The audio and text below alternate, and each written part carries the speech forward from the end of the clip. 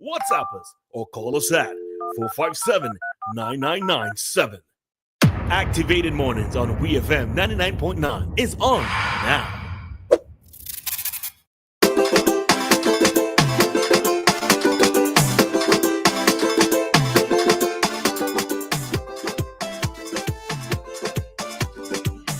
All right, in time here in SVG, it is 7:45, and it's that time of the morning. Good morning to you. Yeah, good morning. How was your weekend? It wasn't bad, I stayed home, which made it excellent. You did anything that stands out in your mind for the weekend? I took in a couple movies. I haven't been able to do that for a while. I looked at a couple movies. Okay. How was your weekend? It was wonderful. I paid attention to the ULP quick mention. They had a quick mention on Cameron Park. Kingsley. Yeah, let me go ahead. Let me hear you. Pay attention to that because, I was a bit disappointed because whenever you hear the ULP talk about convention, the whole of St. Vincent and Grenadines will be unallowed, and I was a bit disappointed with the content. First thing, I noticed that Edward Snag, who once won for the ULP, I think he's trying to avoid the 6 in a row. I don't think he'll be one of the candidates running next election. Mm-hmm. So I wonder if he's still the chairperson, because I understand that I listened to Curtis King fumble his way wrong yesterday when he chaired the procession. And then Dr. Ralph Gonsalves came and speak about what the ULP did. What the ULP did between 2001 and 2024 is what was expected. And I see he using that to say that the ULP did excellent. What the ULP did is what they had to do. They made promises. I don't think that as good as Ralph Gonsalves may sound to some ULP supporters, because you have a lot of blind ULP supporters, the quick mention was about just testing the waters to see what is going to take place. We understand they may have 4 new candidates. So let me say good morning to Ms. Waters. The person is going to replace Snaggy, and I hope that they replace the humble African Frederick Stevenson and Montgomery Daniel, okay? Because I think those seats is the seat that the LP is going to lose, and the NDP is going to tap into those seats and win the next general election. But I was totally disappointed with the quick mention because I don't think that it was fruitful that they're going to have, after 23 to 4 years as Prime Minister and leader of St. Vincent and Grenadines, is making an appeal to Vincent to give him a 6th term. If you give him a 6th term because you want to finish what he started, if you only do that, he going to want a 7th term. And I think the world will laugh after the people of St. Vincent and Grenadines if we only re-elect the ULP for a 6th consecutive term. I mean, it's something wrong in St. Vincent that you have one political party, one leader, that the people can't make a change. Changes bring success and bring difference. And I think that this change will bring a difference. And I am getting fed up at the ULP and their plans and what they say and what they do. Imagine that. All they get from them yesterday is what they did, and they're going to change 4 of the candidates for the next election. But these 4, like I tell you, that they have had time to change, is the 4 that the ULP is going to lose and the NDP is going to win. So I would like to hear people's position and what they see took place yesterday at the quick mention that was said that coming back, because you didn't get the feelings and the momentum, and that's something good was happening. It's just a reflection of what they did between 2021 to 2024, and they're hoping that Vincent will look the other way and give them 6 terms. So they go say 6 in a row. But I don't think that the appetite is there where people want to continue with Ralph Gonsalves and the ULP for 6 terms. I think that the evidence show that it could be a change, and if you look at the crowd yesterday, tells you that the ULP is falling off with their popularity, and the last election spoke for itself. When they win 9 seats, yes, they win 9 seats, but they had less vote. And former Senator Julian Francis and Minister of Finance did make their frustration known that they weren't happy where the ULP lost the popular vote. So that's my take, and I hope that people did pay attention to what took place at the quick pension and really see what is going to happen when the next election is called with the new candidates and the four that they intend to change. I hope that they will change them and make it easier for the NDP to win just next election. Have a wonderful day. Don't run off yet, Kingsley. You had to go. Don't run off yet. I want to ask you something. Go ahead. All right. Yeah. Is it a case where you are tired of seeing the PM as the head of ULP? Are you tired of the ULP altogether? If it's no longer the PM who is in charge of the party or who's running as prime minister, would it make a difference? That's if you see a younger, new face, right? Not new necessarily to the party, but a new person at the helm. Would that make a difference for you? Or is it just the PM that you're tired of? Which one really is it?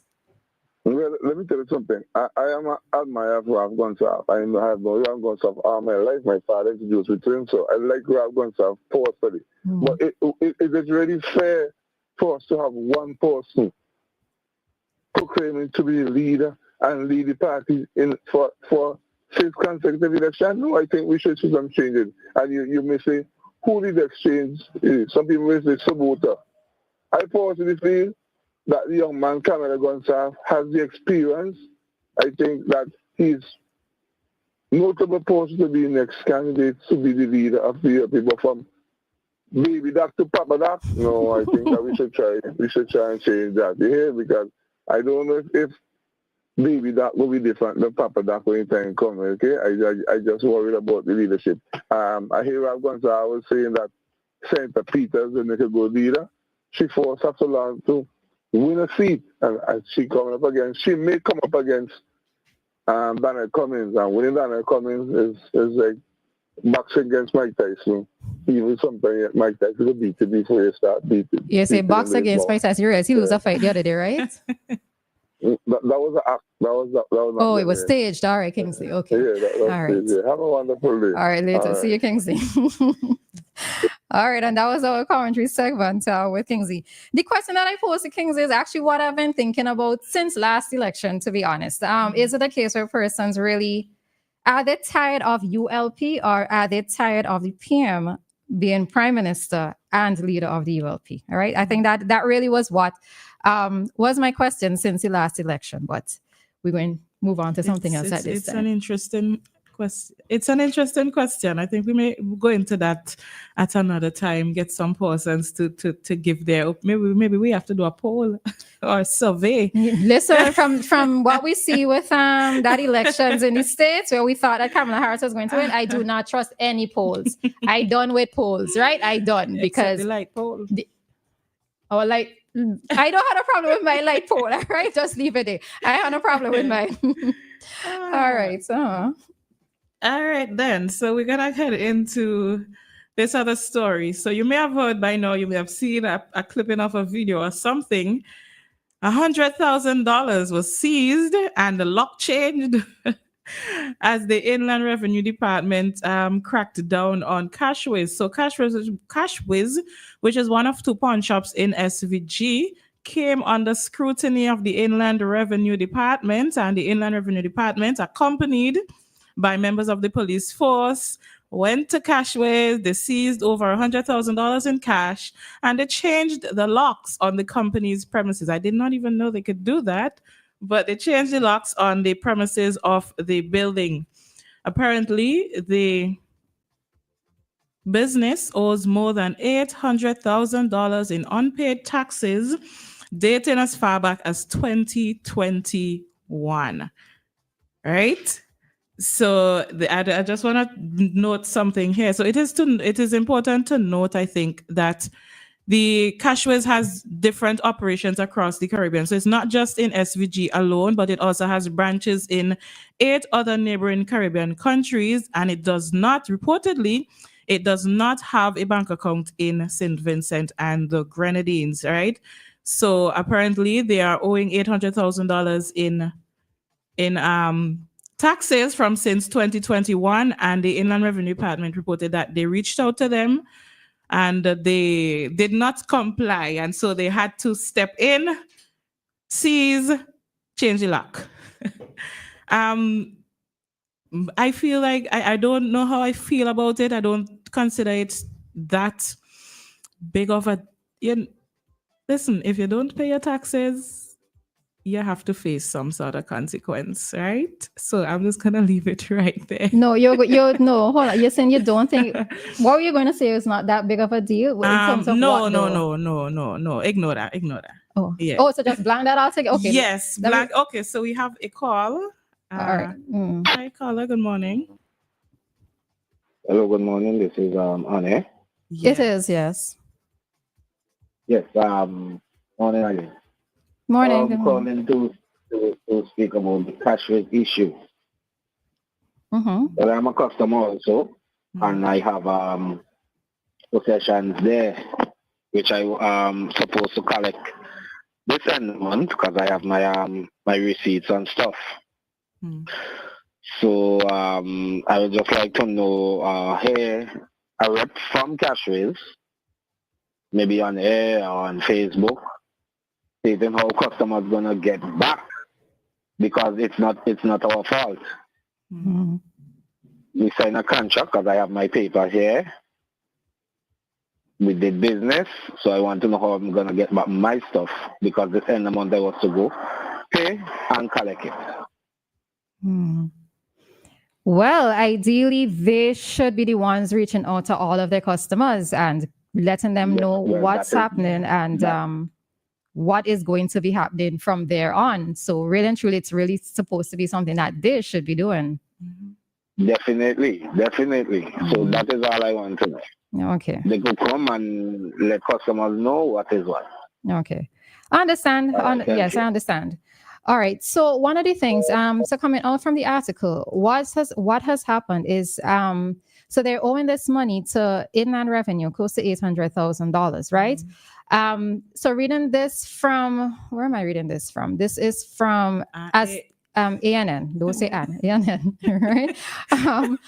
So a source close to the matter disclosed that the company has failed to comply with several tax obligations, including the pay-as-you-earn, the PAYE deductions, VAT, as well as corporate income tax. So PAYE was deducted from employees' salaries, but was never remitted to the Inland Revenue Department.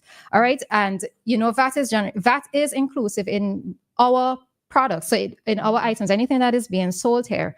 So it means that it's already taken care of. So what really and truly is happening, I cannot fault the Inland Revenue Department for what they have done. If you have already deducted the money from both your employees' salaries, as well as you've already included that VAT within the sale of your product, really and truly, none of those monies belong to the company. So if it has already been deducted, as legally it's supposed to be deducted, it's not supposed to be withheld from the Inland Revenue Department. I have heard the Comptroller of Inland Revenue Department speak several times on this matter of businesses who are owing. They reach out to businesses. They would not take a heavy-handed approach and just go in and do such an act, right? They have given time. This is since 2001, this issue. 2021 that this issue has been happening, all right? So they would not take a heavy-handed approach, but the reality is nobody likes to pay taxes, right? The reality, nobody likes to do it. But the point is, if you are deducting and it is owed to somebody else, then you are supposed to make your payments, right? You are also supposed to make your corporate income tax. These are things that you have to do as a business owner. Now, yes, I know that owning a business is not the easiest thing, right? It's a challenging thing. And especially when you have employees to deal with, you have products and so forth that you have to supply or to purchase, etc. It is not the easiest thing, but I cannot justify it already being deducted and you still holding on to it, right? And especially since in many cases where the Inland Revenue has reached out, they say you could come in and do a payment plan sort of system. You just come in and speak with them. If they are reaching out and they're extending that olive branch in a sense to you and you just completely ignore them, what are they supposed to do? Right? So Yeah, that's just that's what has happened with that. And you know what it is that I think I don't know why it is I go on social media sometimes and I read comments, but I read comments on this particular post and I was disappointed. Right? I was disappointed because people they see it as an act of government against, well, quote unquote government, government against citizens or against the company. It's not that. You have to understand why it is that this situation is even happening in the first place. So, you know, sometimes I just say I probably should just stay away from comments altogether, stay away from the comment section. But so it goes sometimes, right? So it go. All right. So the time here in SPG, it is 8 a.m. and our time check came to you with the compliments of New Haven Funeral Home.